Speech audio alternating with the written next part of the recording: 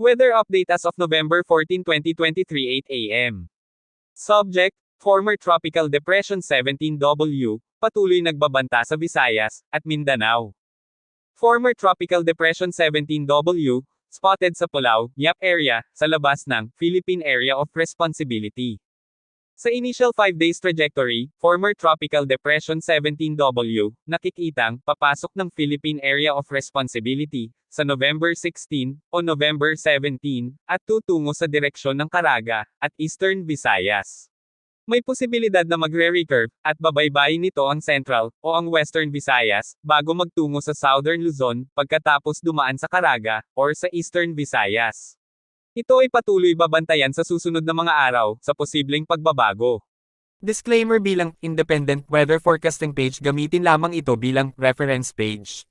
Donate any amount at GCash number 0945-322-4311 to improve our forecasting in the near future. Stay safe. Like, share, follow.